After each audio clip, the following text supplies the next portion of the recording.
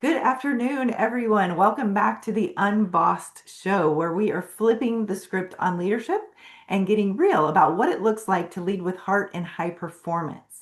I'm Stacy, and I'm here with Gloria, my co-host. Today, we are talking to a very special guest, Angela, who is a powerful business owner and a recent graduate of the Evo Lead Trailblazer cohort. Woohoo! She's one of the cohorts that is a trailblazer with Heart Profit.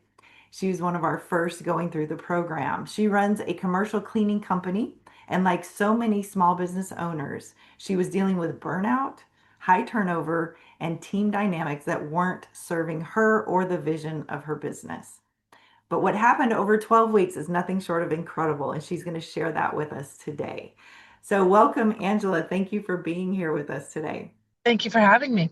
Of course. So tell us a little bit about your life as a small business owner prior to Heart Profit. What kind of challenges were you facing in your business before starting Heart Profit? I was facing not attracting the right people, and not knowing who that was for me. I had a high turnover rate. People were not committed to the vision that I had for the quality and services that I wanted to offer. People were not showing up to work. They were not on time. They were not working as team players. I think a lot of it had to do with me as a leader and just not attracting the right people and not knowing who that was. What about, because you're a heart-based leader, you're a heart-based person in general. You care deeply about people. And so when you started the company and you hired people, I mean, you felt really deeply, very deeply that you wanted to care for your people and you wanted to have heart and compassion.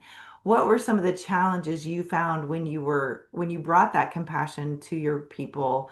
What kind of results did you see from that in the beginning, like before Heart Profit? Yeah, so I think people were just taking advantage. I think that, and the people, they weren't bad people. They were great people, and I had a lot of care for them. And I think that's kind of why I was getting taken advantage of. People wouldn't show up. They know I would step in, things like that. So I think finding the balance of having the compassion and being a caring leader, and also sort of having high expectations and expressing those expectations in a clear, concise way Mhm. have helped kind of eliminate a lot of those issues. Okay. All right. So let's go back to how that felt for you when you were trying to be compassionate. I know for me, um, it was frustrating because command and control worked. I got results. And then I'd add compassion and then I'd get taken advantage of. And then I'd want to flop back to just command and control and just, okay, y'all, I'm not going to be compassionate anymore because y'all are taking advantage of me. Did you ever have moments like that? And what did that feel like for you? Yes, when I would go into the command and control, I feel like people would show up and do their job and only their job, and they were not willing to go above and beyond. They were not committed to excellence.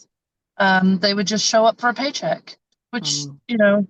a lot of people do, and that's understandable. And then when I would go into the more compassionate, it was getting taken advantage of. People are late, they're not showing up. So you had kind of a teeter-totter going, like you'd Yeah. bring compassion and then results would fall. So then you'd bring in command and control and they'd step back up a little bit, but not the full commitment that you needed.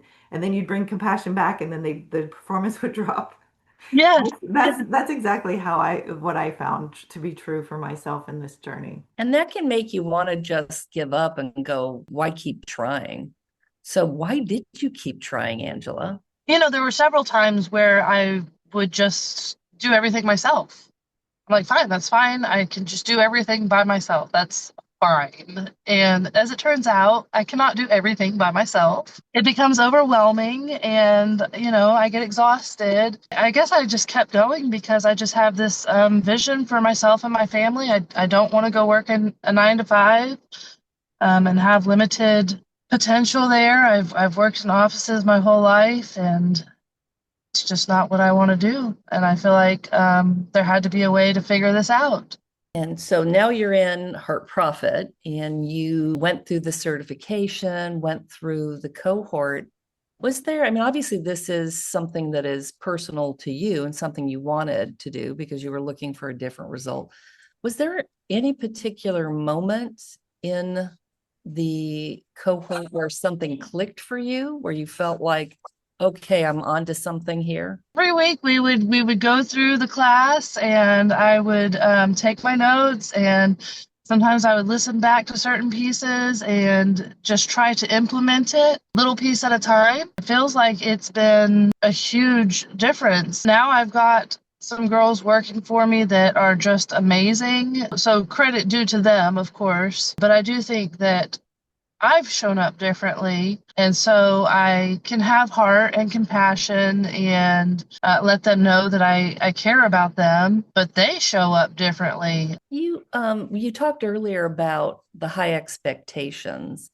And I know that we spent some time on that in the cohort. And I think it would be great for the folks listening to hear you share how you went about changing the expectations, setting a higher expectation, and obviously you're getting a different result. So share with us a little bit about that experience. I used to have an SOP, which I still have, but I really used to just lead on that SOP and tell people this is what I want done and this is how I want it done, and just do it. This is the end result that I want.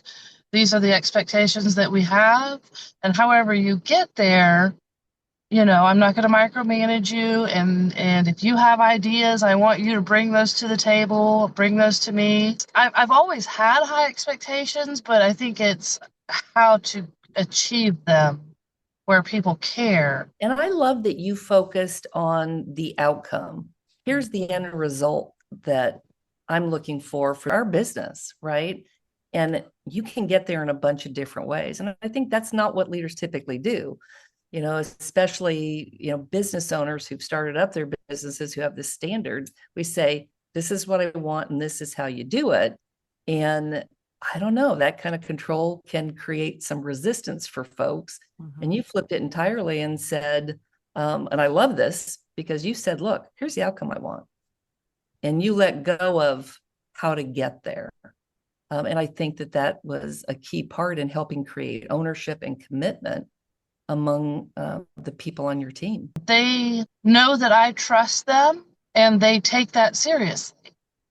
Instead of just going through the steps, they know that I trust them to do a good job. They don't want to let me down, and they don't want to have that trust revoked. And I think they do better now than when I was trying to control their every move. And how are you feeling now compared to that? A huge amount of relief. Like I said, I can't do everything. And, prior, I would, go to every account every night and check up on the different crews and kind of micromanage them. And I don't have to do that anymore. I trust that they are doing excellent work, and that if they have any questions or concerns, they're going to come to me and let me know. Otherwise, they're going to find a solution and figure it out. And I trust that my high expectations are going to be met, and they trust that I trust them. A completely transformed leadership style that you've taken on. So kudos to you. And I want to know if we can unpack this just a little bit in talking to people, like if somebody's coming from command and control where they micromanage their people and went through that whole thing and they're recognizing that's not working. I want to be more compassionate. There was a process. You can't just go from one extreme to the other. There's a process that goes into that, and there's a framework that you need that allows you to have the compassion and performance at the same time. And one of those key component framework pieces is trust. And you just mentioned trust like 3 or 4 times. So can you talk about how did you implement that? Because when you were micromanaging, there was a lack of trust, probably on both sides, but now there's a trust. What happened to cause you to go from the lack of trust to the total trust that you have now? One of the most important things that I think really resonated with me was not to let that 5%, that doesn't care, that are just showing up for a paycheck, that maybe don't follow the rules, not to let them dictate how I do things. Because in the last few years, in janitorial, there's a high turnover rate anyways. But in the last few years, I've had a few not so great experiences with different people for different reasons. I really let that dictate how I move forward with other people, which I don't think is fair to the other people. Um, and so they are getting all of this trauma that I've had from previous employees put on them. And so when I just did away with that, like, I had one employee who just didn't like to show up to work. And so I implemented a write-up process. If you don't show up, or if you're late, you're going to get written up. And after 3 write-ups, you could face getting fired. And so I just did away with that. I put that in place because of a bad employee, and that person was not a good fit for my business. And there's no reason for new people coming in to deal with that.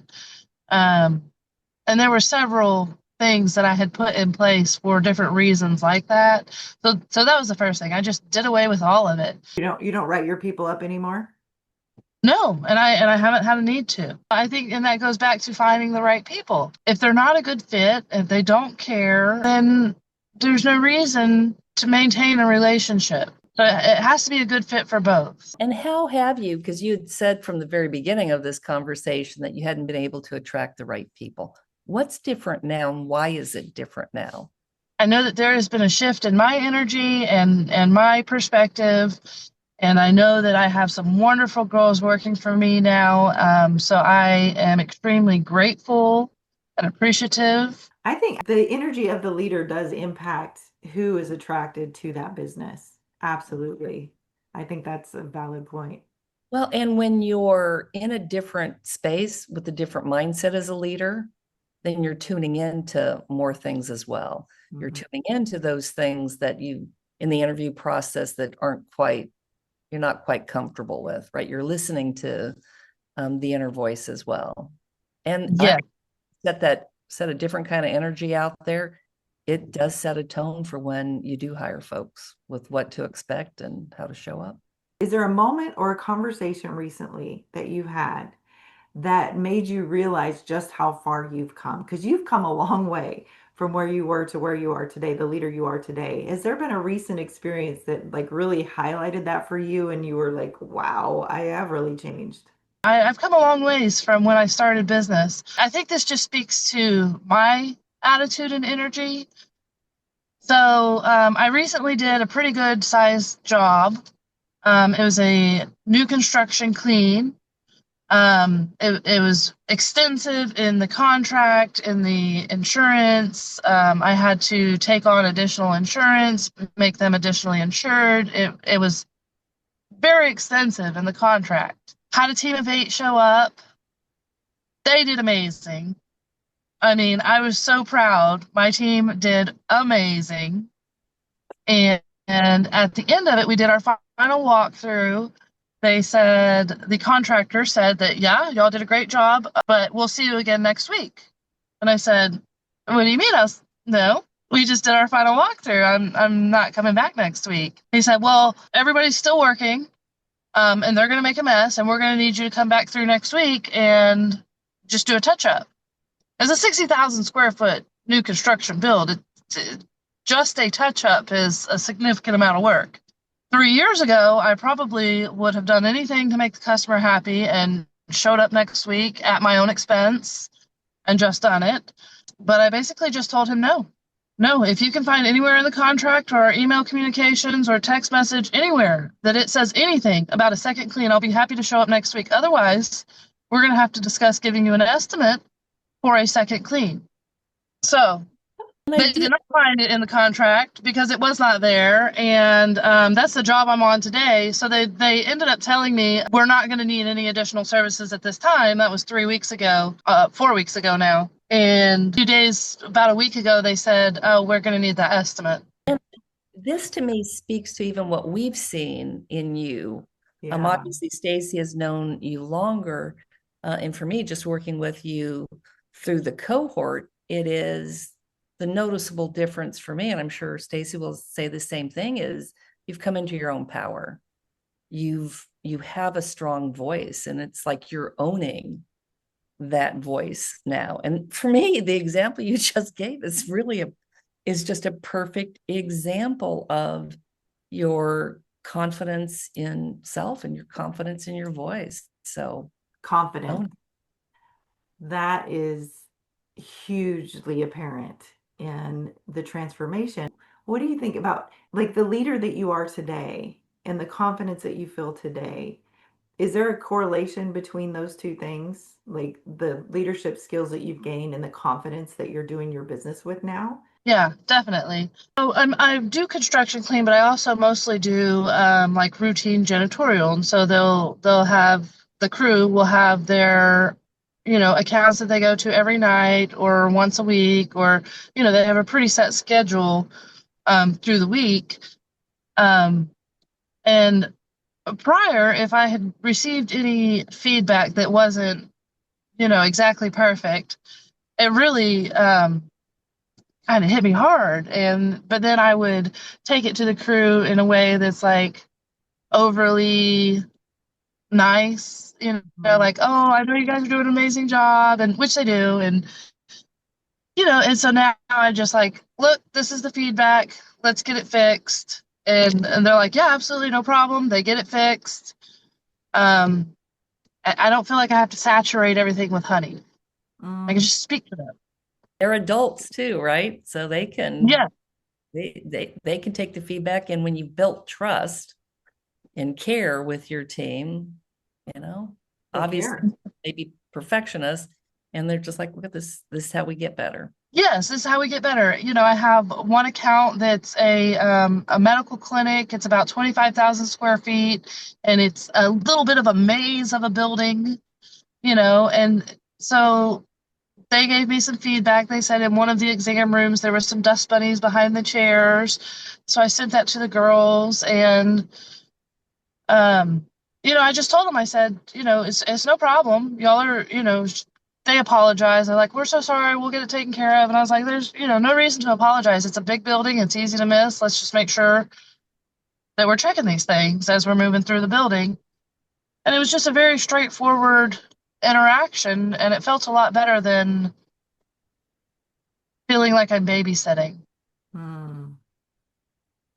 Yeah. Yeah, that's a great example. That's a really good example because I mean, a lot of times as leaders, especially small business owners that come into this from without the years of training and experience, we do struggle with clear communication and giving straightforward feedback and how to do that in a way that is kind, but also effective. So yeah, kudos to you. You're just like a whole different person than the one who started the leadership, and that was only 12 weeks. I mean, do you feel like that was a huge shift in a short amount of time? Oh, yes. Oh, yes. And I'm still going through the motion. I feel like I'm still growing. I've got access to the videos. I'll go back and watch them. I'll go back and reread some of the notes that we have in our Circle app, and um, I'll reread my notes, and just kind of, I'm still growing from it. I don't You think don't that I, stop. I ended the class and it stopped. You know what I mean? Right. Yeah, Yeah, and I think absolutely. that's just leadership anyways. And that's the right mindset to have as a leader, is that what are we doing today that's working? What do we need to be doing differently? How am I challenging my team, supporting my team, growing my team? You've obviously had, some challenges, small business owner, trying, starting up your business, and at times feeling overwhelmed, feeling like you have to do it all yourself. You're not alone in that. There are other leaders who are listening to this session. What advice would you give other leaders who are where you've been and where you're at today? Um, well, first off, I would recommend that they take the Heart Profit cohort. So, It's been it's been a huge game changer. Um, be open, be ready to pivot, And trying to find that balance between high expectations, clear communication, and compassion is huge. It has made all the difference for me and my team. Um, Yeah. I was in a place that I was very overwhelmed and burnt out, and now with the trust that we have, myself and my team, I'm able to sometimes go home at a reasonable time and go to bed, which has been so nice. Yeah. Yeah. Indeed. I think one of the questions that we had is what does compassionate leadership mean to you? Because I think it can mean different things. And I feel like you already started to address that with combining compassion with expectations. But how would you just sum up what compassionate leadership means for you? Well, I think that compassionate leadership is to care about your team, but also know that they're looking to you to set the tone. So you have to be compassionate, but you have to be a leader. If they're not confident that you know where you're taking the team and how we're going to get there, then they don't have confidence in the mission, So you have to care about your team, but you also have to step Be the into lead. your power and lead. Love it. Yeah. Thank I you. love it too. How do you, I'm going to go back and George, you're going to have to figure out how to make this flow because I do want to go back. We have a little bit more time and I just want to talk a little bit more about how you have established the connection and trust with your team. Like, can you give examples of how you've intentionally created more trust and connection from them to you? What kind of things have you done proactively or reactively that have helped establish that connection with your team? So I tell them that I trust you. You do good work, and I trust you to do it. So I'm just very clear with communication and tell them. Hmm. I've stopped showing up to every account every night, so they don't feel like they're being watched over. Hmm. Um, and it kind of started with a few like one-time jobs. I would send the team and I would tell them this is what I want done. Let me know if you need anything. And then they would say, well, aren't you going to come and look at our work? And I said, no, I trust you. Um, so I think they took that seriously. Um, I think that showing compassion can not always just be at work or on the clock. So when we're at work, we're working. And I get a little more serious, and I probably have a different tone of voice. But they also know that when we're off the clock, I care about you as a human. If you have issues, if whatever it may be, you could come talk to me. So I have a couple of girls that they've asked me to help them get new tires for their car, or not to pay for them, but to just help them find the best deal and where should they go. And I've helped a few girls move, and I borrowed my brother's trailer and went over and helped them move. Um, the other night they made me pupusas, which were so good and so amazing. So compassion doesn't just have to be an on the clock kind of a thing, Hmm. you know. Yes. Yes. Oh my goodness. So they know you're a safe place. You're safe. You're psychologically safe for them to come and if they need advice or they need help with the situation that they're dealing with. And they know you've got their back too. And so Yeah. that is that is it mirror that the commitment then gets mirrored back to you.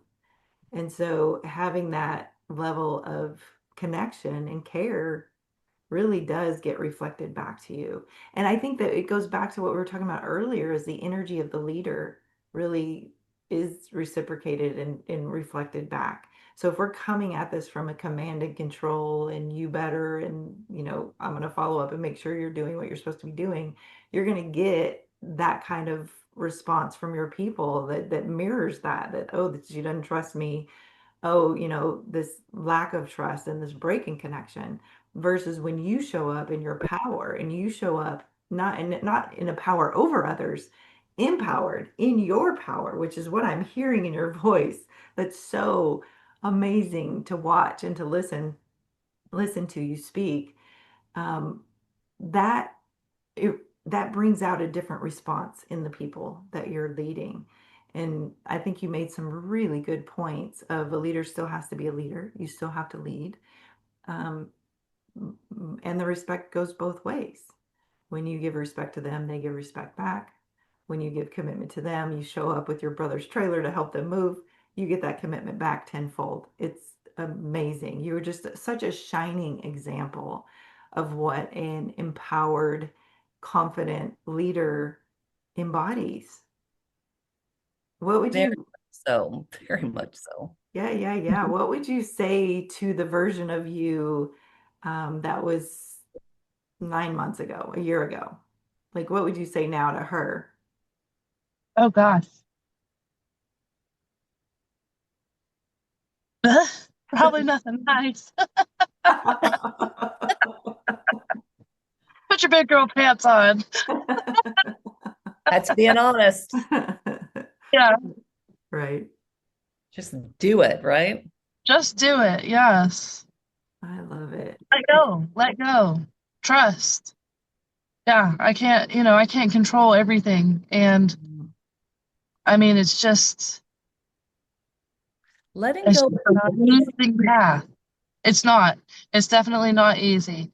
No, that first job I sent them on, and did not go double check their work. I had a little bit of an anxiety, like, oh, but just send me pictures. No, no, don't say that. and Yeah, no, it, now it's a lot easier, right? it is. It is. Yeah, I can go home and have dinner with the kids and just trust that they're doing their job. And if they have an issue, they're going to let me know. That's beautiful. So beautiful. What would you say to anybody that's considering becoming a part of the Evo Lead Heart Profit program?